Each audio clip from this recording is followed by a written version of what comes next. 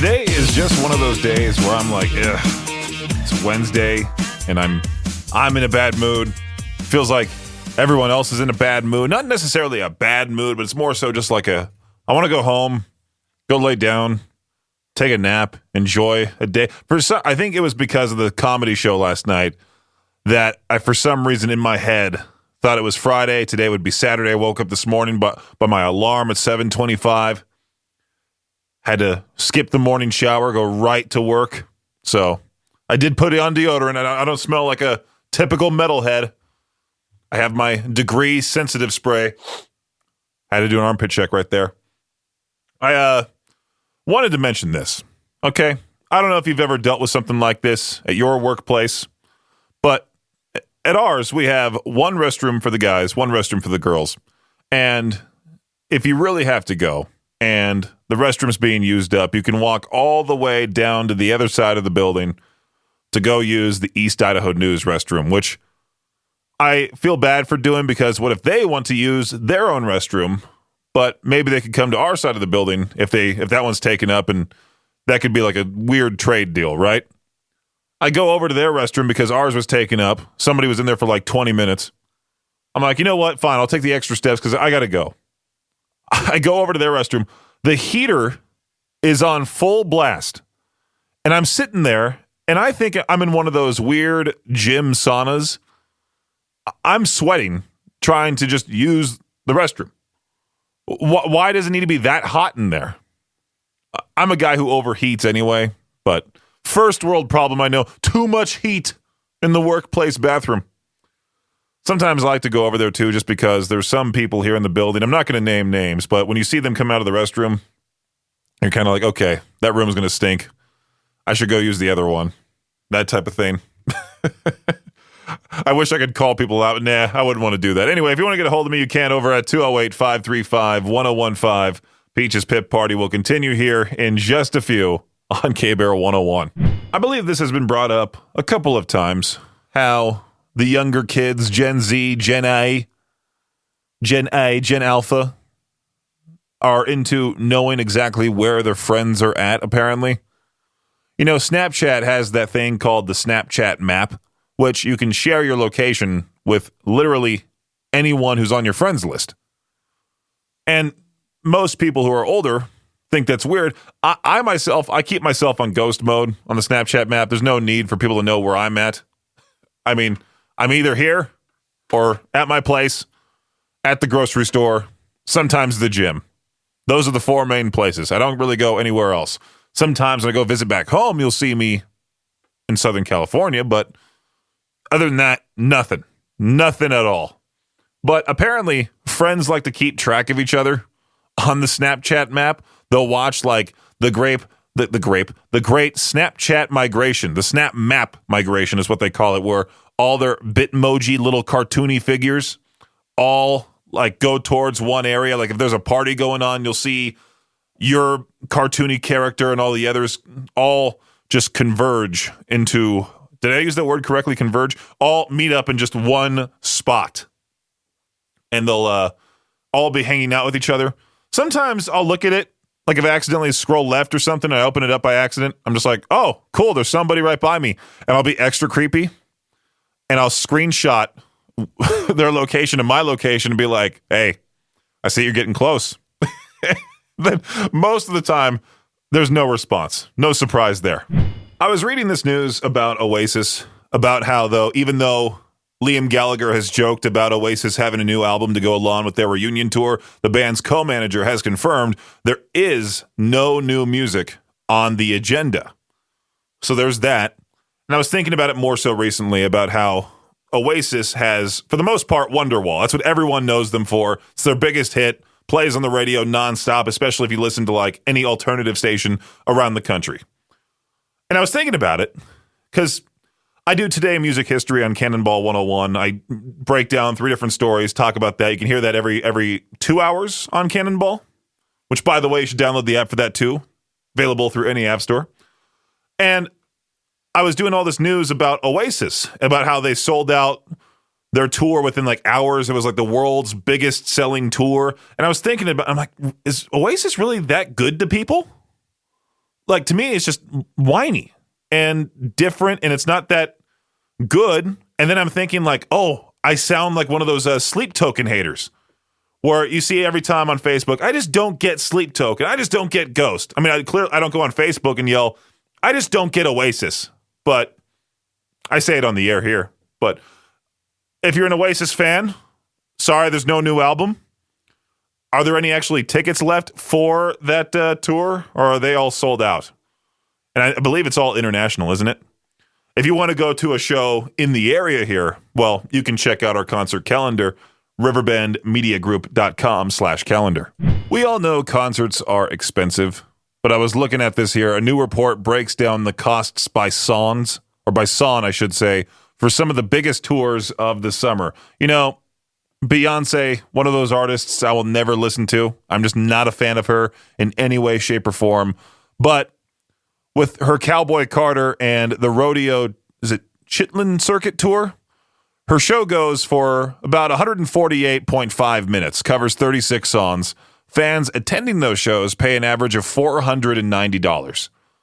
That's a cost of $13.63 per live tune at a per minute rate of $3.30 cents. Jeez.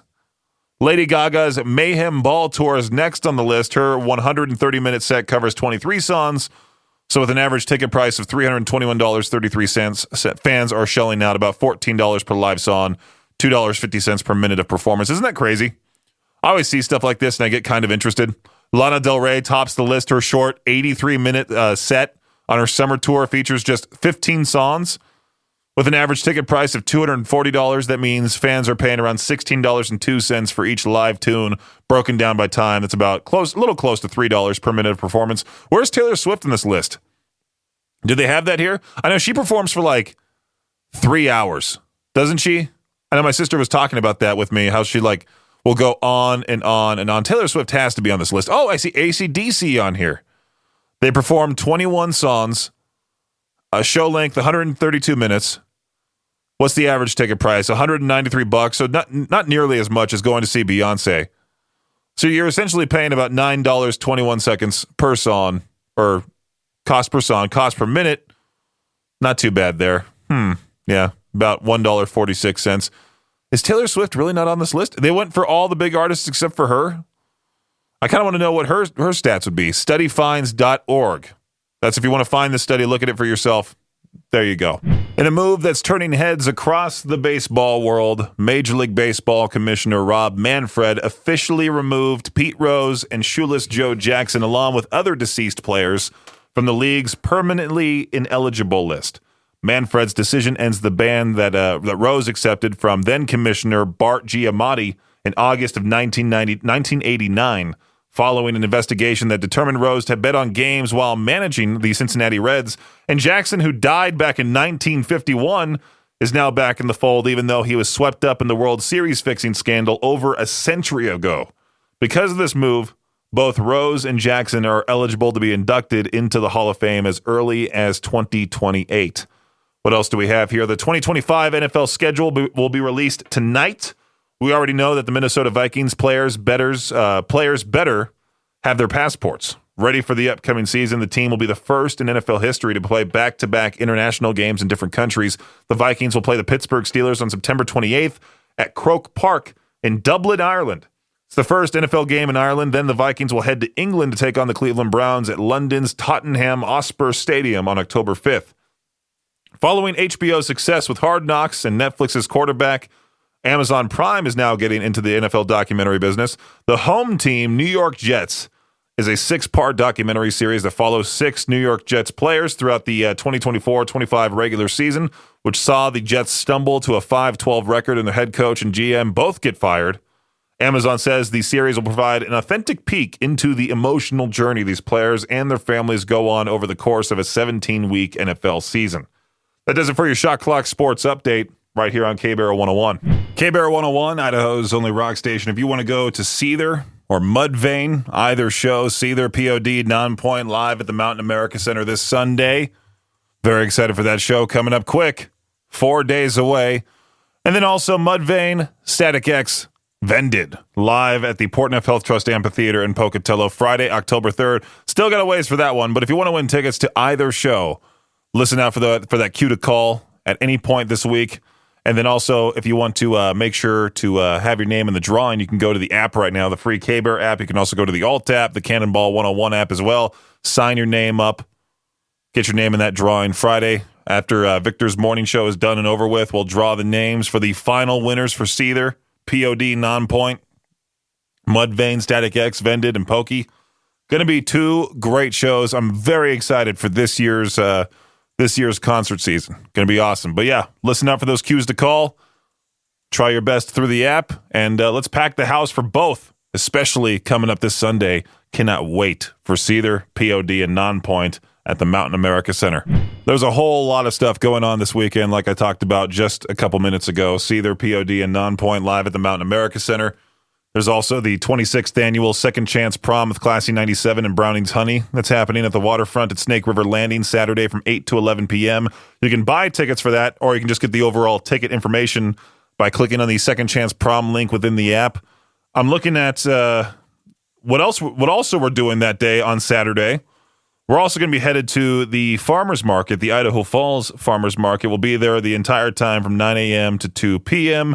It's going to be me and then I believe Josh from Classy 97. And I was trying to find what exactly, there's so many emails that I get. Oh, here it is. Okay. Because for this visit at the Idaho Falls Farmers Market, we're taking donations and bringing them to the Idaho Falls Community Food Basket. And so they sent us a list of what exactly they need. The foods that they're in most need of: cereal, canned chili, mac and cheese, canned tuna, or chicken. Those are the main four right there: cereal, canned chili, mac and cheese, canned tuna, or chicken. Then you also have canned soup, 1 to 2 pounds of dry pasta, peanut butter, pasta sauce, side dishes, not mashed potatoes, but more so stuffing, flavored rice, noodles with sauce, canned pasta like SpaghettiOs, ravioli, etc. 1 to 2 pound bags of rice, canned veggies, or pretty much any other food you wish to donate to the Idaho Falls Community Food Basket. Just look for the Riverbend Media Group tent at the Idaho Falls Farmers Market this Saturday. I will be there around 11, I think. I think Josh is doing the morning shift that Saturday. He'll have the tent. He'll be setting up the tent and everything, and I'll be the one to tear it all down. And he'll have free prom tickets, I believe, as well. Like I said, it's a very busy weekend ahead. We got those events. Then we have Seether on Sunday. I'm going to be one tired peach on Monday. Luckily, I'll get to sleep in a little bit. Jade's letting us kind of stay at home, get in closer to 10, which is nice. Thank you, Jade. SpaceX, you know the company. They're getting sued. They were literally monitoring how long one of their employees was in the bathroom. The dude had Crohn's disease. Legit medical diagnosis told them that. He had a note from his doctor, and they still gave him grief if he took longer than 10 minutes. 10 minutes, that's not a break. Really. They told him if he was over the limit, he would get written up like his intestines operate on some corporate-approved timer. You think the company launching billion-dollar rockets into orbit could grasp the concept of a digestive system with issues? But nope. And apparently having a chronic illness didn't stop them from saying his performance was lacking, which is rich coming from a workplace that's, apparently just one long episode of Survivor Cubicle Edition. So now he's suing for disability, discrimination, and a bunch of other violations. And honestly, good. If the bathroom's the most hostile place at work, maybe the company isn't as forward-thinking as it claims to be. 10 minutes. I find it funny. I like how SpaceX is only good, really, at launching lawsuits and making people mad. But sure, Mars sounds like a great idea. Let's definitely keep doing that. Deadlands with Limbo. I think that was maybe it is the first time I've ever done a Peaches pick of the day and It's So New being the same song. But, Deadlands, they're awesome. My interview with Casey Carlson, the lead singer, is available on demand wherever you get your podcasts. I might need to add. Well, here's the thing. What I'm going to be doing here from here on out is going back through my old interviews, seeing if there's video versions of those interviews, and getting those slowly but surely uploaded to our YouTube channel at KBarrett101RMG. I'm going to start with my oldest interview, which I believe is Chris Daughtry. That's available on video, and I saw it, and I'm like, wow, babyface Peaches. 4 years can really age a man. But Casey Carlson and the rest of Deadlands, they're awesome. They're going to be in Salt Lake City, by the way, July 29th at the Soundwell, opening up for Scene Queen. That's one of the shows marked in my personal concert calendar that I'll be for sure trying to attend to see them finally live. They canceled the show in Boise last year. I forgot for exactly what reason, but I was hoping to make it to that one. But yeah, this July, you can find that show on our concert calendar at riverbendmediagroup.com/calendar. And tomorrow, another new track coming your way for It's So New at the top of the 5 p.m. hour on Peach's Pit Party. So a Tennessee family takes their 3-year-old daughter, Lainey, to Ford's Theater in D.C., the site of Lincoln's assassination. They give her a brief history lesson. A long time ago, a man named John Wilkes Booth hurt President Lincoln. Lainey processes this and decides Booth is now her personal boogeyman. Back home, bedtime becomes more a historical horror show. Lainey's convinced Booth is under her bed, ready to snatch her stuffed animals. Her mom tries to reassure her, hey, he died back in 1865. Lainey, being 3, interprets a long time ago as probably yesterday. The fear escalates. Lainey starts bringing up Booth in everyday conversations. At church during a sermon about love, she declares, you know who we don't love? John Wilkes Booth. Hard to argue with that. Her mom shares this saga on TikTok, so the mom is now exploiting her child's irrational fear for views. It goes viral. Turns out Lainey's not alone. Other parents chime in. Their kids also developed irrational fears of historical figures. After museum visits, Ford's Theater even sends the family some themed merchandise. So the next time you think about giving your toddler a history lesson, maybe skip the assassination part, unless you want John Wilkes Booth to become the new monster under the bed. Maybe Lee Harvey Oswald? Huh? How about him? So Denver, Colorado, having a bit of a identity crisis. On May 15th, tomorrow, Ball Arena somehow managed to double book Katy Perry's Lifetimes tour and a Denver Nuggets playoff game. Same night, same building, 2 very different kinds of fans, none of them happy. You've got sports bros furious they might miss a pivotal playoff game, pop fans who already bought their outfits, possibly plane tickets to go scream, cry to Teenage Dream, all because someone at the arena forgot how calendars work. Arena officials, they're now scrambling to figure it out, reschedule, relocate, or just wait and see if one of them backs out. Like, yeah, maybe Katy Perry decides she's the bigger person, gives her stage to Jamal Murray, Nikola Jokic, and the boys. Or maybe Nikola Jokic drops his warm-up ball, shrugs, and says, fine, let her cook, which I feel like he would do something like that. If they can't figure it out, maybe they just merge the two. Halftime show becomes California Girls, and every time someone hits a three-pointer, fireworks go off. Something like that. Honestly, I just want to know who looked at a playoff schedule and went, yeah, this is definitely the night we slot in the bubblegum pop. Peak planning right there. Good luck to Denver. I'm curious as to see what exactly they'll do. I really want to follow this page on Facebook. I found this from I'm from Denver. For some reason, that popped up on my Facebook feed. So maybe I'll give it a follow and see what the Ball Arena does. Today's What the Headline takes us to Las Vegas, where one man had a very normal, rational reaction to his rent going up. Just kidding. He got drunk and tried to burn the place down. Police say 66-year-old Clinton Hogan Jr. wasn't thrilled about his rent increase, so instead of, calling a realtor or moving, he grabbed a bottle of whiskey, some paint solvent, and a lighter, and decided the leasing office, should go up in flames. Officers showed up and found him still holding all the tools like he was starring in an off-brand Home Alone reboot, the geriatric arson edition. He told cops he did it because he was mad. He had to move out. Now he gets to move somewhere new anyway. It's got bars in the windows, roommates who snore, and a daily breakfast of powdered eggs. Vegas, where the rent's high, the coping skills are on fire. Sorry, terrible joke there, I know.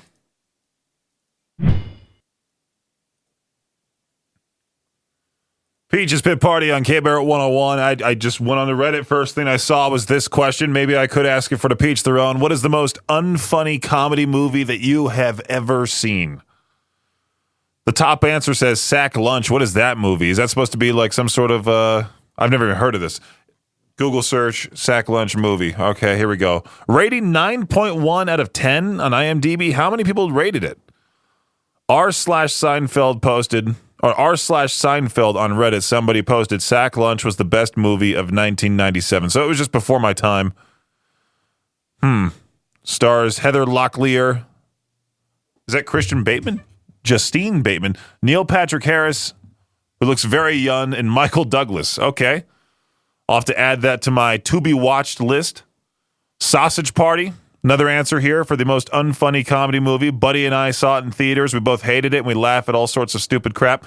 I particularly liked it. I thought it was pretty funny. Somebody said the Coming to America sequel, I shut it off after about 30 minutes because I just didn't laugh once. That's how I feel about certain comedy movies, that people say, oh my God, that movie's so funny. How have you not seen it? So I'll go watch it. I'm like, this was supposed to be funny? The most recent one, unfortunately, I might have to rewatch it again. I watched it the first time. I was like, this really isn't all that funny. It just more so irritates me, is National Lampoon's Christmas Vacation. For some reason, I just watched that, did not laugh at all once. Paul Blart Mall Cop. That movie's like supposed to be a comedy for kids, isn't it? Yeah, I might need to ask this question for tomorrow's To Peach Their Own. What is the most unfunny comedy movie that you have ever seen? It's a pretty good question there. So I just talked about the unfunny comedy movies. I scrolled down a little bit further on Reddit, and I see this question from Ask Reddit. What celebrity did something awful that people just kind of forget about? And wow, I mean, I forgot about most of these things. There are actors out here with rap sheets longer than their IMDb pages, musicians who have committed actual felonies. Somehow they're still selling out tours, starring in family comedies. Maybe they've since passed and they're revered as legends. Oh, it's like, oh, he committed what now? But he did drop that fire album back in 2007, so bygones. Not saying cancel culture is the answer, but maybe a little situational awareness, right? Wouldn't kill anybody. But yeah, I see some of them here, like James Brown did some pretty wild things. Pretty horrible things. Jackson Pollock, he lived off of his wife's work, and he apparently killed his mistress/girlfriend while driving drunk. And his art sucks. Was it his? No, wait. Was it his wife that made all those paintings? Because every time you see like a Jackson Pollock painting, it's let me look it up again. Jackson, because I'm having trouble thinking of what exactly his style is. Yeah, it's like all these colors. It's like if someone just sneezed with a bunch of paint in their nose. That's what it looks like. Did his wife actually do all of that? Coco Chanel. Another answer here for celebrities that are who have done horrible things when they were alive, but are praised like saints. Wait, isn't Coco Chanel still alive? Or am I thinking of a different person? Coco Chanel.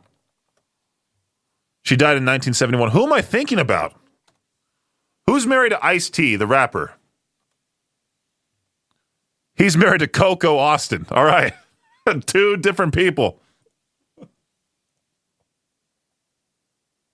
All right, it's now that time for To Peach Their Own. And today's question, I was just like, you know what, ChatGPT, what's a question that could potentially give, or potentially listeners could give, some fun answers to? First one, it says, what's something totally normal that instantly makes you suspicious of somebody? Like they don't have a favorite pizza topping, they call the cops way too fast, they only like chicken tenders. That's my answer for this one. If somebody comes up to me and says, you know what, let's go to this restaurant if they have chicken tenders, no thank you. I'm not going to hang out with that person. I just, if you eat like a 5-year-old, that makes me suspicious. Makes me like, do I want to be friends with this person? To Peach Their Own, I feel like this one's probably going to have like no answers whatsoever, or I'll have to delete a whole bunch on Facebook. Do I already have him? People that don't listen to music. That's a fantastic answer. Thank you, Amber. Yeah, for people who say, like, I'm just not into music, that's weird. That is something weird, man. 100%.